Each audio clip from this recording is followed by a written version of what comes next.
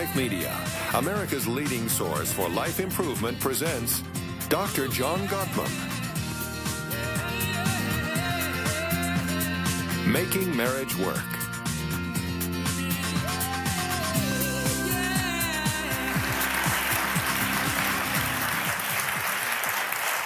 Thank you. Thank you very much. Now, why should you listen to me? First of all, let me just tell you that I'm not a relationship guru. I'm not like those people on afternoon television.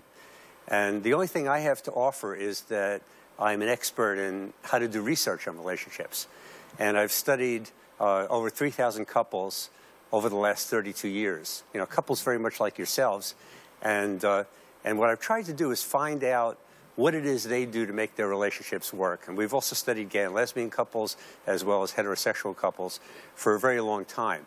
And I've done this work with my friend Bob Levinson, who's a professor at the University of California at Berkeley. And it's our 30th anniversary, actually, this year of working together.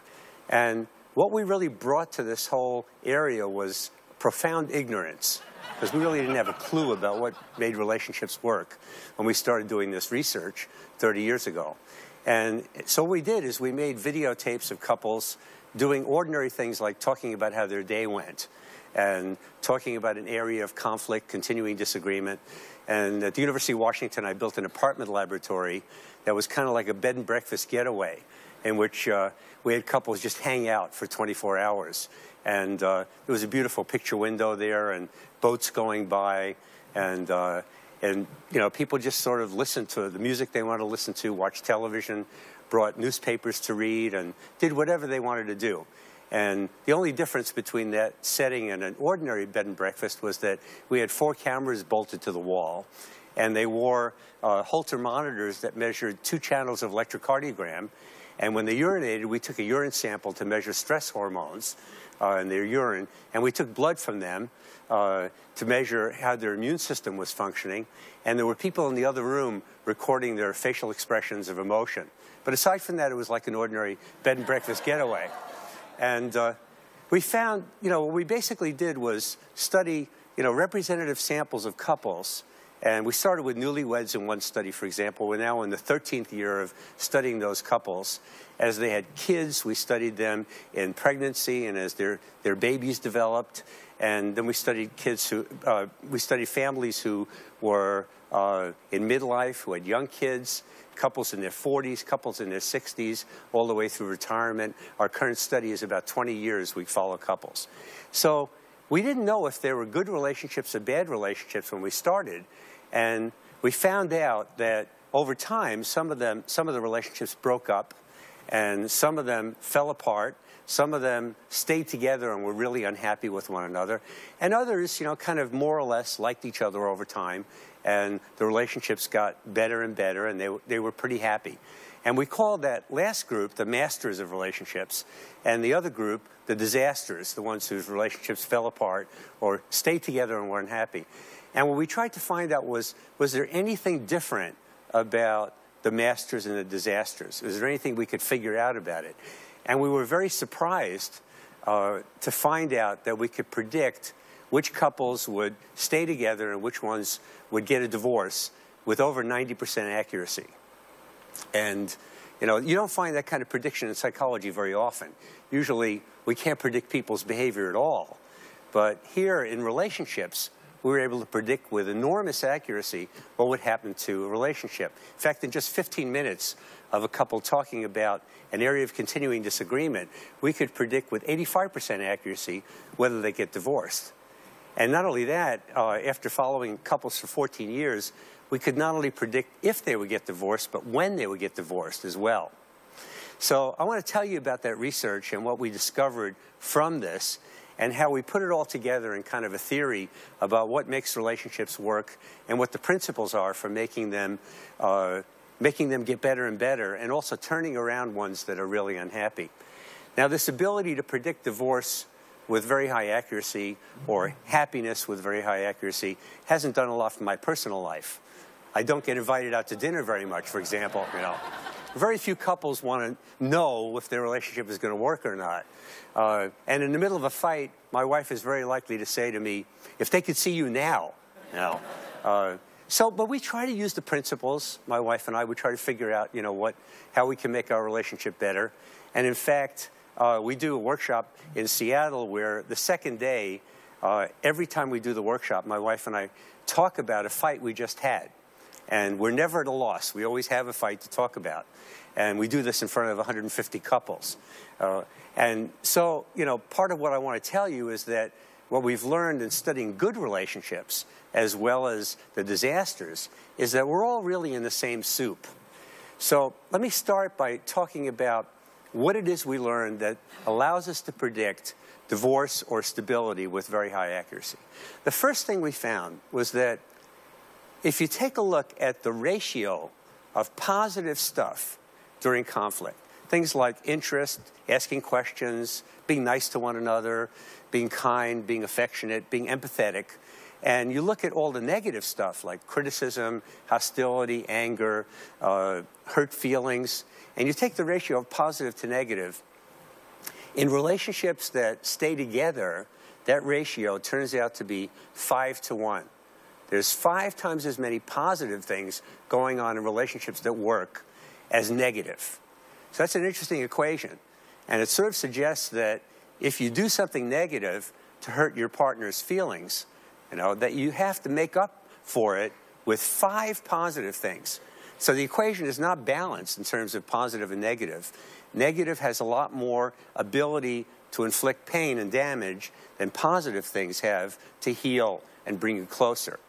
Now, the couples who wound up divorced, that ratio was 0.8 to 1. So there was a little more negativity than positivity in couples who were heading for divorce. So first of all, for a relationship to feel right, it has to be a very rich climate of affection and humor and fun and intimacy and empathy. Now, in the apartment lab that I mentioned, that ratio is more like 20 to 1 rather than 5 to 1, right? So when you're just hanging out, it really needs to be an enormously rich climate of positive stuff. Interestingly enough, you might think that from that finding, what you want to do is, if you're a therapist, you want to declare war on negativity and eliminate all anger, sadness, hurt feelings from relationships. And that's not true. Turns out negativity is actually very productive in relationships because hurt feelings and negativity wind up, for one thing, culling out stuff that doesn't work in relationships, right? You hurt your partner's feelings, you learn something, right? And you talk about how to make it better next time. So you don't want a relationship where there's nothing negative going on. The other thing is it wouldn't be very real if there wasn't sadness, disappointment, you know, and there's kind of a cycle of getting closer and drawing apart that happens in relationships. After a fight, people are distant for a while, and then they get closer together. So that, in fact, in relationships, as a result of negativity, there's a need to continually renew courtship in relationships. And so that's the importance of that finding about negativity and not declaring war on negativity. You don't want to get rid of anger. You don't want to get rid of sadness. You know, that's kind of our inheritance when we have a close relationship. We get all the emotions. Now, the next thing that Bob and I wanted to know is, are all negative things equally corrosive? Are there some things that really are a lot more negative than others? And in fact, there are. And I wound up calling those things the 4 horsemen of the apocalypse. And because there were 4 things that really were very predictive of divorce. And they were characteristic of the disasters and very different from the masters. And the masters are dealing with conflict in this way. It's kind of like if I was holding, imagine I was holding an invisible soccer ball right here, okay? And this soccer ball represents our problem. And my wife and I are kicking this ball around. And that's the way the masters deal with things. Now, the disasters, from the beginning, try to put that ball in their partner's body. And they're really saying, you're the problem, right? So the first horseman of the apocalypse is what we call criticism. And criticism is a way of complaining that suggests that your partner's personality is defective, okay? And now, what are the masters doing? The masters are still complaining, right? But they're talking about themselves, talking about their feelings, and what they need. So let's say, for example, I complain. And I want to complain the way, you know, a really great relationship would complain. I might say to my wife something like, you know, you talked about yourself all through dinner, you never asked me anything about my day. And that hurt my feelings. I really need you to ask me about my day. Okay? So there I'm talking about myself, what I feel, and what I need, right? Now, the disasters would try to make that just a symptom of my wife's defect. And I would say to my wife something like, you know, you talked about yourself during dinner. You never asked me anything about my day. What is wrong with you? This is a great question, right? What is wrong with you? Does anybody ever answer that question? Hey, I'm glad you asked that. Let me take a look and see what's wrong, you know? It's not really a question, right? Now, the second horseman of the apocalypse kind of follows from the first, because if you feel criticized, you're going to be feeling attacked, and you're going to be warding off this attack, right? And that's defensiveness, the second horseman of the apocalypse. And we found there are two ways of becoming defensive that are most common in couples. The first is righteous indignation. And in righteous indignation, what you're doing is meeting a complaint with a counter-complaint. The second way of being defensive is I can act like an innocent victim. And the most common way people act like an innocent victim is they whine. I cared about your day, I really did. I was really interested in your day. Now, what's the opposite? What's the constructive alternative? What do the masters do instead of get defensive? It's very simple. They accept responsibility, even for a small part of the problem. So she says to me, all through dinner you talked about yourself, you never asked me about my day. I can say, God, good point. You know, I really was stressed out, you know, during dinner, and the drive home was awful. I had a rotten day. I don't think I was listening to anybody, you know, the whole day. And you're right, I probably wasn't listening to you. So, how was your day? Now, the third horseman is our best predictor of divorce, and it is disrespect and contempt. Now, contempt is a little bit different than criticism, because in contempt, you feel superior to your partner. You're speaking from a higher plane, kind of like I'm on this podium and I'm talking down. Well, if you do that to your partner, you feel, let's say you feel cleaner than your partner, or more punctual, or tidier, or smarter than your partner, then you're going to kind of talk down to your partner, and the comment that will come out will be this kind of snobby, contemptuous comment, right? Now, how do people get contemptuous? The most common way they do that is by calling their partner names or directly insulting them.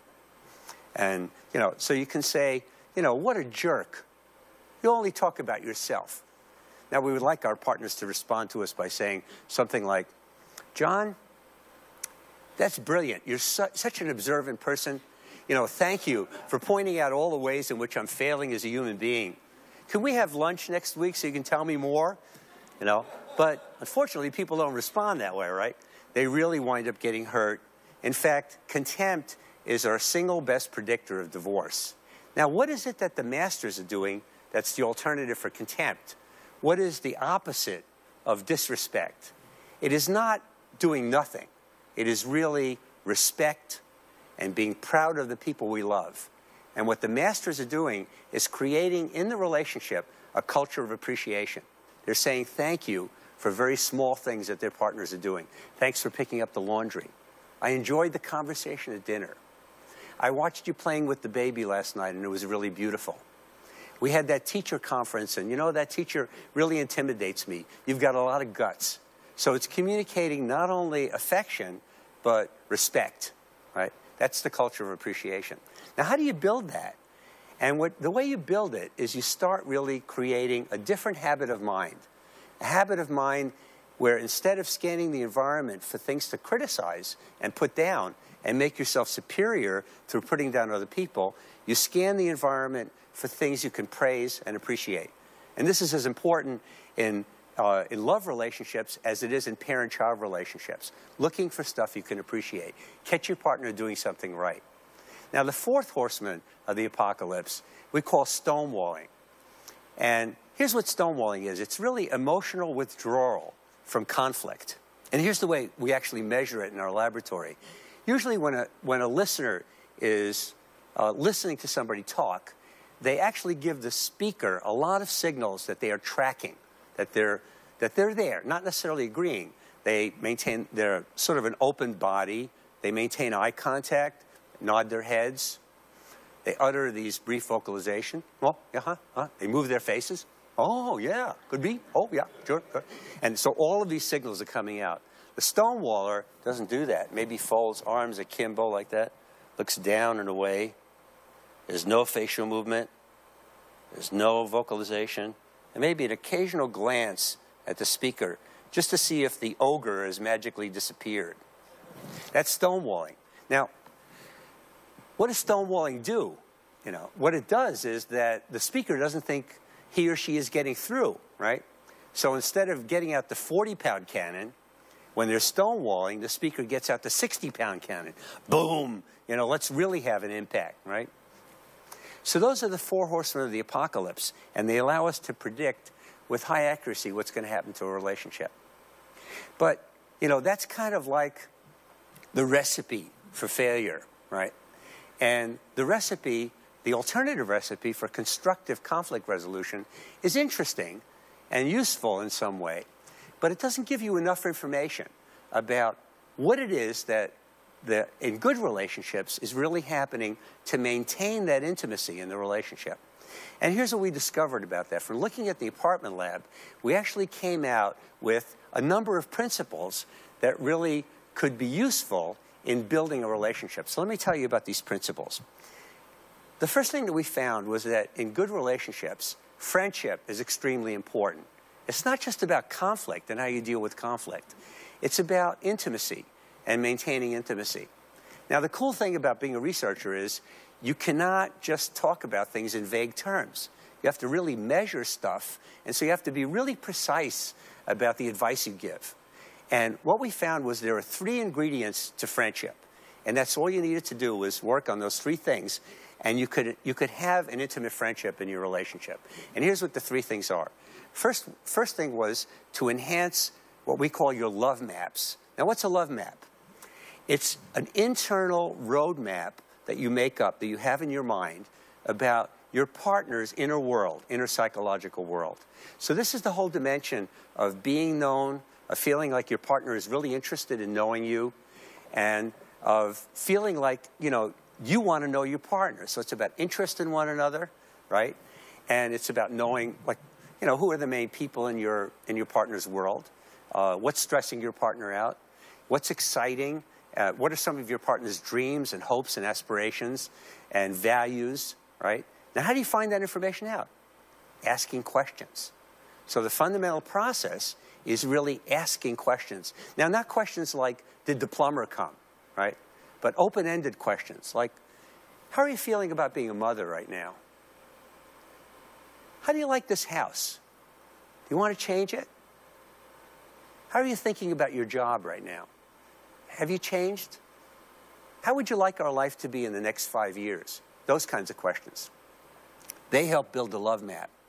Now, the cool thing about this is some people make these love maps naturally, and some people just don't do it. So when you talk to people who don't make love maps, and you tell them about how important it is, they go, okay, so how do I do that? And if you show them how to do it, then they go, okay, I'll do it.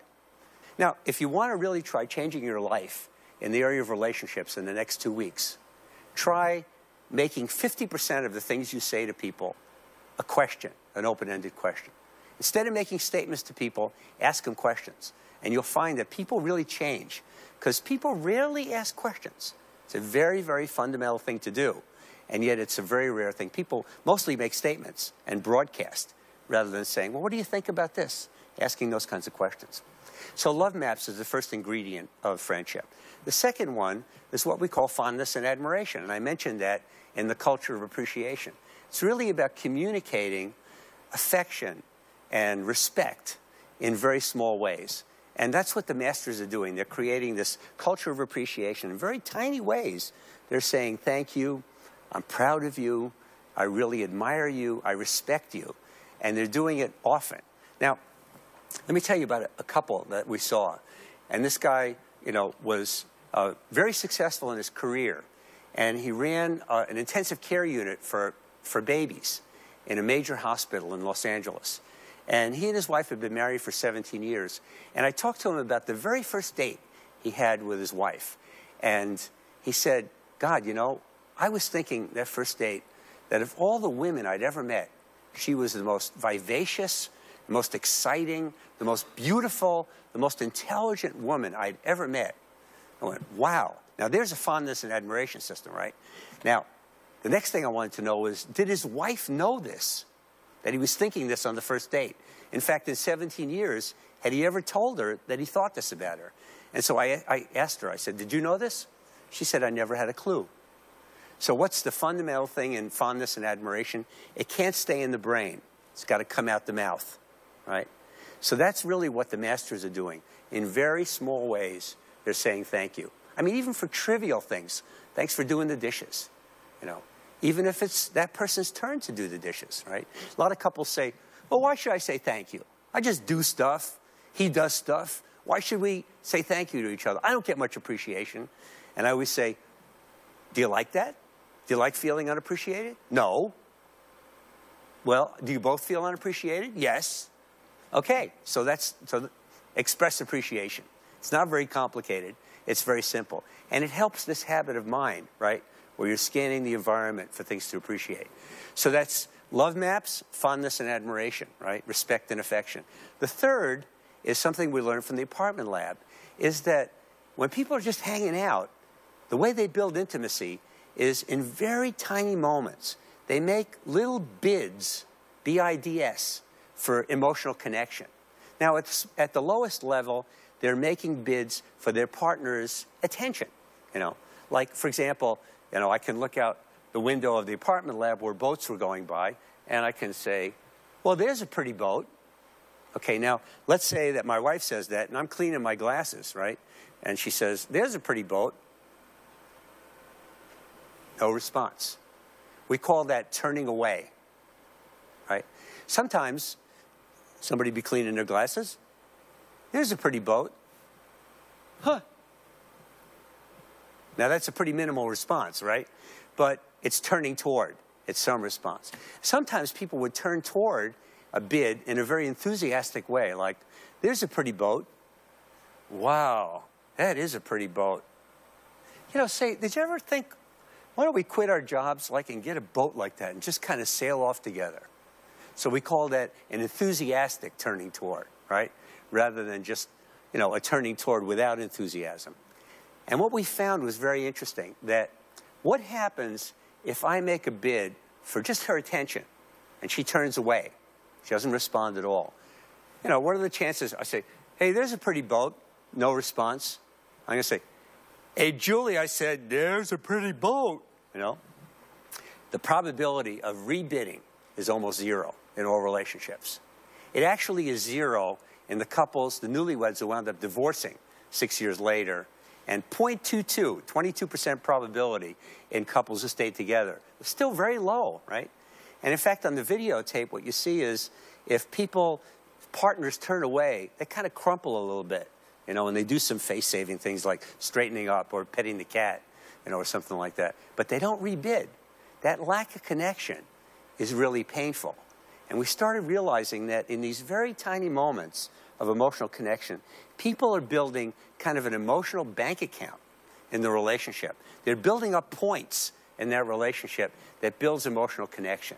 Okay, those are the three components of intimacy. Making a love map, right, and updating it periodically by asking questions, fondness and admiration, and turning toward, okay? Now, when those three things are working, then it turns out people are in a state of mind that we call positive sentiment override. Now, it's a fancy term, but it means that my positive sentiment for my wife and the relationship overrides momentary times when she's irritable or we're feeling a little distant.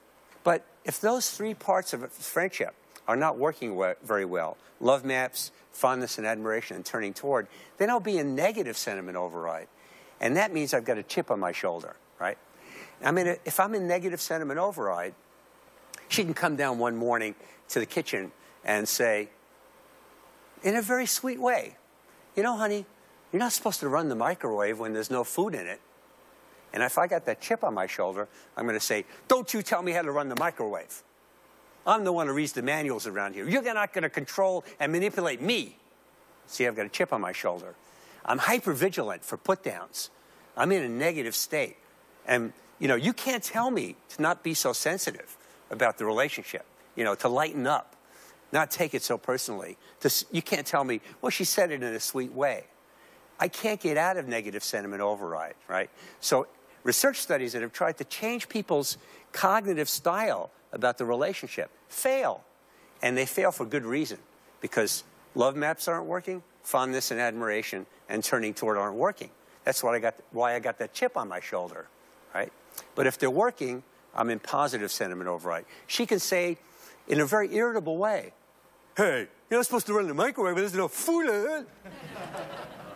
And if I'm in positive sentiment override, I'll say, okay. I'm not taking that personally, right?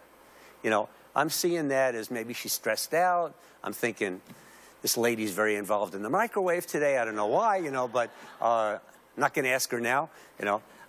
But, you know, basically, you know, it's a buffer. Positive sentiment override is a buffer against irritability and emotional distance.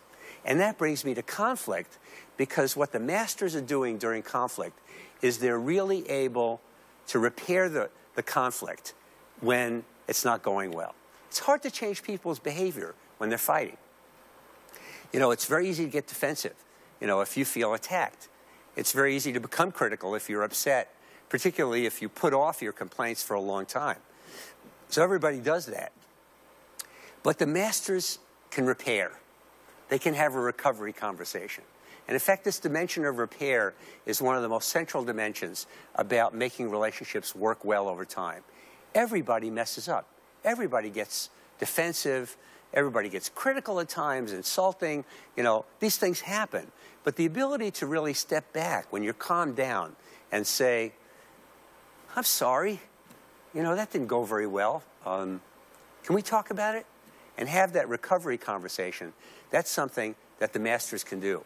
Not only that, but the one thing we found about the masters that was so interesting was that they had a sense of humor during conflict. So how do you get people to have a sense of humor?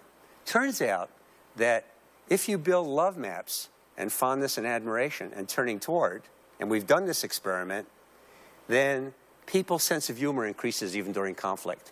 And they can repair. And they can be affectionate during conflict. So friendship is the basis of regulating conflict. That's pretty interesting, because you can change people's behavior in these very neutral moments, these tiny moments, like in the apartment lab when they're just hanging out. It's not very emotional. It's not a big deal. And all you have to do is build awareness of these bids and the importance of turning toward. What we didn't expect, and this was a big surprise, is that not only are these three ingredients of friendship the basis for dealing with conflict in a constructive manner, having a sense of humor and affection during times when you disagree, but they're also the basis of good sex, romance, and passion in the relationship. Now, let me try to convince you of that makes sense. I have a book that is called 1001 Ways to Be Romantic. It's kind of an interesting book. It has a lot of really great suggestions. Like, you know, some are addressed to husbands, some are addressed to wives, you know, and like one says, don't send your wife a dozen roses, send her a rose a day for 12 days. Kind of cool idea, you know. Write a note with each rose. Kind of nice. Well, let's look at number 24, which turns out to be, again, addressed to guys. And it says, what could be more romantic than sending your wife a golden locket, giving your wife a golden locket with your picture in it? Okay, so let's think about that. Love maps, fondness and admiration and turning toward. Let's say love maps. I haven't asked my wife a question in 17 years. Fondness and admiration. We were out to dinner a couple of nights ago, and she started telling a story, and I said, you're not going to tell that story. Nobody wants to hear that. That is so stupid. Just shut up. I said that in public. Okay, fondness and admiration. I'm down 2 now, right? Bids and turning, you know, I don't even notice when she makes a bid. And then I give her a golden locket with my picture in it, right? And I ask you, is that going to be a romantic event in the relationship? I don't think so, right? She's going to drive the SUV over it a couple of times, really flatten out that golden locket. What makes that event romantic? You know, if I write a poem and we go to our favorite restaurant and I toast to how beautiful her eyes are and I read my, you know, stupid poem that I wrote, I choke up when I read it. Her eyes fill with tears because love maps, fondness and admiration, and turning toward are working in the relationship. And so you really build sex and passion and romance in these very, very small moments of emotional connection. Now, we learned some surprising things about conflict as well. Let me tell you what we learned. First of all, we found that most conflicts in a marriage, in fact, 69% of them, are never solved. When we study couples 4 years later, we find mostly they're talking about the same stuff in the same way. So that's kind of interesting. If it's not that changeable, then, what do you do to make a difference in relationships?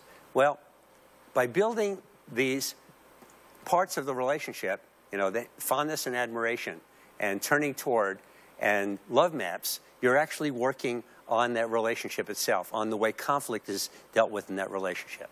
But 69% of the time, we found that the same conflicts are perpetuated. And we wound up realizing that when you pick somebody to marry, you have automatically inherited your set of unresolvable relationship problems that you'll have for the next 10, 20, 30, 40 years. Like in my marriage, for example, my wife has to have the house incredibly neat, and it has to look like a museum, whereas I am charmingly sloppy, right? It's not going to change until she gets therapy. And she feels the same way about me. She says I'm organizationally impaired. So we have this perpetual issue. Well, most conflicts are perpetual issues. Now, by the way, if you married somebody else, you wouldn't have those conflicts. You'd have a different set. But every relationship has these perpetual problems due to these personality differences and the fact that we are much more forgiving toward ourselves than we are toward others. So we found two kinds of couples around these perpetual problems. One kind really had kind of a dialogue with perpetual problems. It's not that the perpetual problems went away, it's that they had a relationship with the problems. They talked about them, and they figured out ways to cope. And to some extent, you could really say that marriages last to the extent that you've selected somebody whose irritating qualities you can stand, and where the perpetual problems are ones you can deal with. Whereas if they're perpetual problems that really make you nuts, then that relationship is not going to work out very well. And in fact, in the couples that really wound up getting divorced, their perpetual problems resulted in gridlock. This is my visual image of gridlock. Two fists in opposition, right? No compromise. Every time they talk about the issue, there's the four horsemen, or they get emotionally disengaged. They hurt each other's feelings. They feel basically not accepted by their partner. That's gridlock marital conflict. It's like a highway where all the cars are bumper to bumper. Never goes anywhere. It never moves anywhere. It's just frustrating. It's just steamy. It's awful. And so the major problem in making relationships work around conflict is not resolving the conflict, because most conflicts don't get resolved. It's moving a couple from gridlock to dialogue, to where they're coping with the problem. Now, what's the secret of that? That's a really interesting question, right? How do you move somebody from gridlock to dialogue? And what a lot of people will say, if you went to the library and read about marital therapy or relationships between couples, they would say, well, the reason these people aren't compromising about this perpetual problem, they're not getting anywhere with it, they're in opposition, they're entrenched in their position, they're polarized in their positions, is because they have personality defects. He's a narcissist. She is borderline. She's hysterical. He's self-centered and unempathetic. And all these ways of describing inadequate personalities. But what we say is the opposite. We say, if you look at the subtext of what they're arguing about, in other words, look underneath what they're fighting about. Maybe they're arguing ostensibly about money. They really disagree about spending and saving, and their philosophies about money are really very different. But you actually look at what they're talking about underneath that, and you find that they're actually arguing about very different things than money. They're arguing about basic philosophical concepts that are very close to their sense of self. They're talking about freedom. They're talking about power. They're talking about caring and love. They're talking about what a home is, what it means to be a family. And so what does that mean? It means that within these fists, if you could make the relationship safe enough and open these fists, there would be a dream, a life dream within each position that would fly out like a dove. And the reason they're not compromising is really understandable. So instead of us saying to people, the reason you're not compromising is that you're arrested at an earlier stage of development, you're immature, you have a personality defect, we say, no wonder you couldn't compromise. You could no more compromise on this issue than you could respond to somebody who came up to you and said, excuse me, can I borrow your bones? Can't give people your bones, right, or you die. And in the same way, you can't give up the bones of who you are. So we tell people, the reason you're gridlocked is because you haven't looked at the dream within the conflict, the life dream. And what you need to do is become a dream catcher and release those dreams, make the relationship safe enough, ask questions, find out what the dreams are within each person's position, and what the history of those dreams are, what the life story is, the narrative behind each dream, and then find a way to honor both dreams. And once both dreams are honored, then the greatest sources of conflict and alienation in a relationship become the greatest sources of intimacy. Because what are you doing? You're building love maps at a deeper level, right? You're finding out something about meaning and purpose in people's lives. Now, for problems that could be solved, what we found was that 31% of the problems that could be solved, we found actually that the masters were doing something really interesting. And to summarize what they were doing in one word, it was really gentleness. They were presenting issues in a very gentle way. And they were doing what we call softened startup. Instead of presenting it in a harsh way, they were presenting their issue in a very gentle way. And I learned a lot from this in my relationship. And I found that, you know, a lot of times I would get really upset with my wife, Julie, and I'd say to her, Julie, you are so emotionally unavailable to me. What is wrong with you? And I found when I said that, she did not want to spend more time with me. I don't know why. I was expressing my feelings very clearly. But then I watched the masters do it, and, you know, so one day I said to her, you know, honey, I'm getting that old feeling again of being lonely.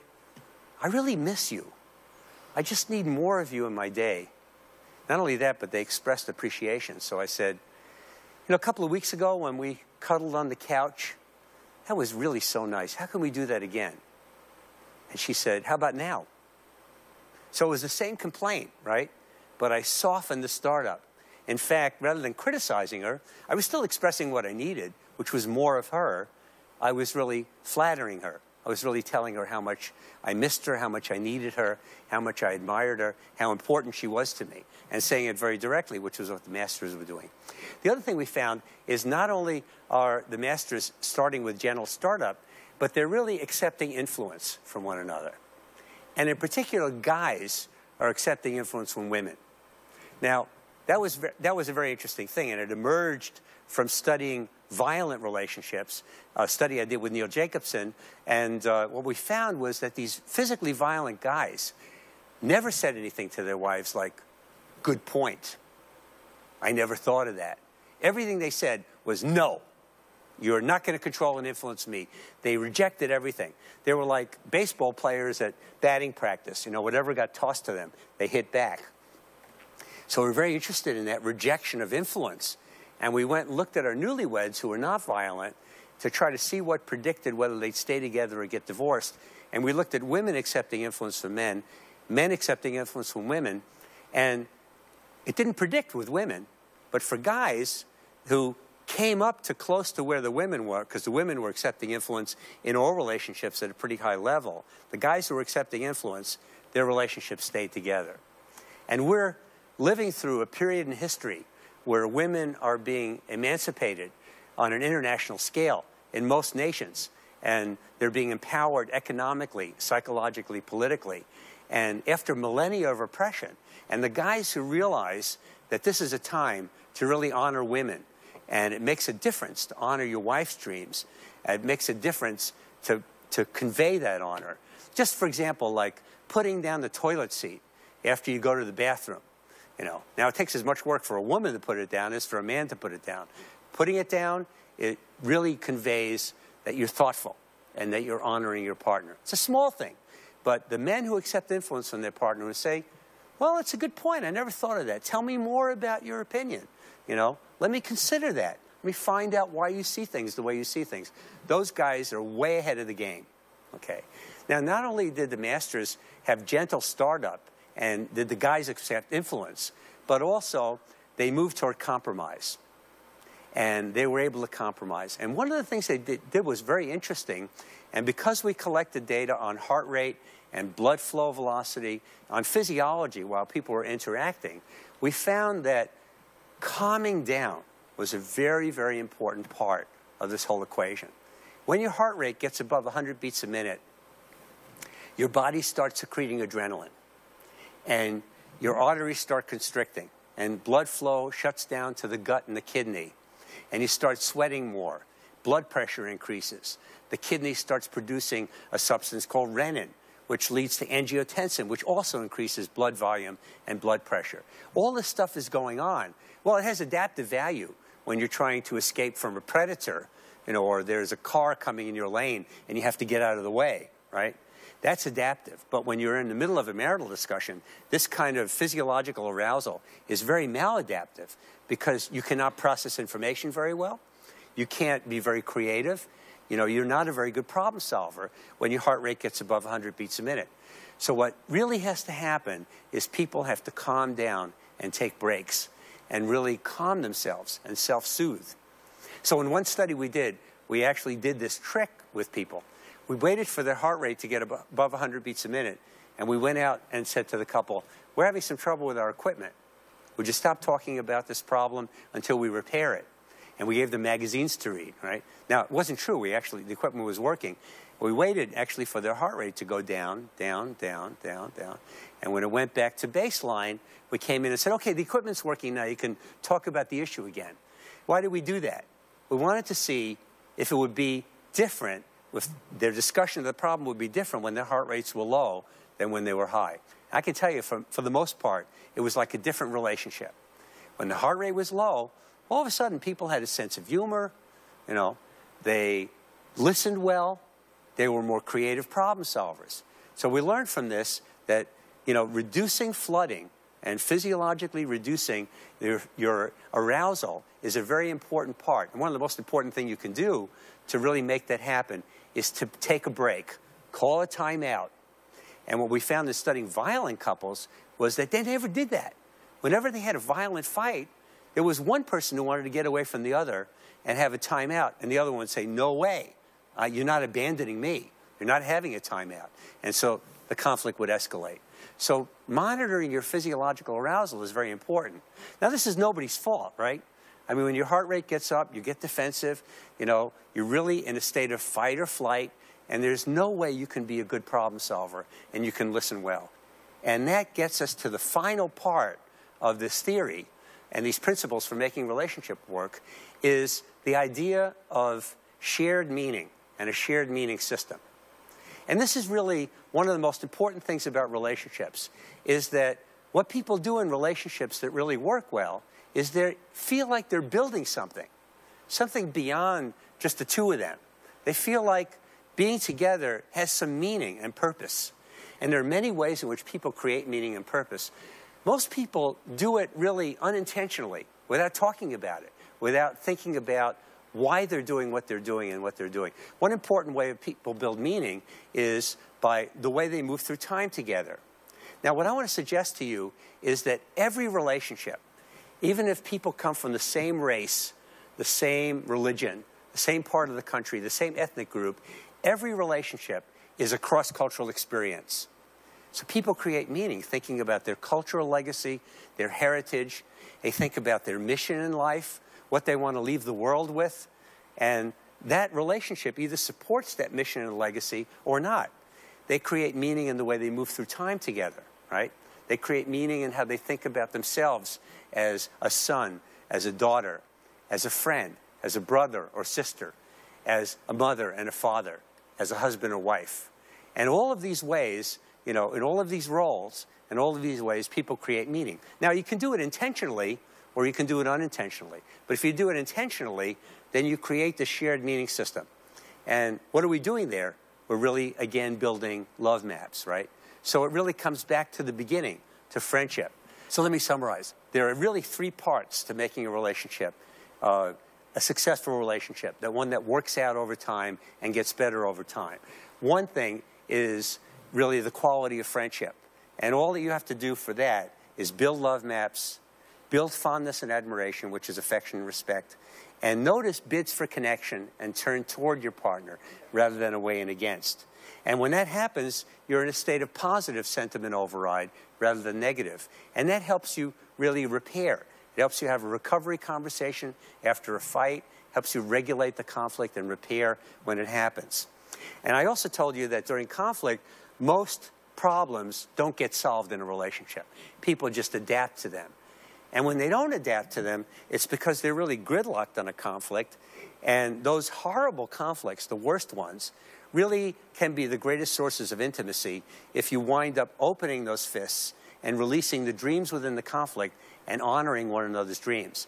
And that's actually the tip of the iceberg because it's part of creating a shared meaning system together. And that's what makes relationships work well. Thank you very much for listening.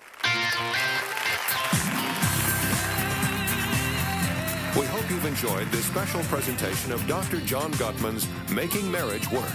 If you'd like to own a copy of this program or any of Better Life Media's programs, please visit our website at betterlifemedia.com, where you'll find all types of valuable life improvement information.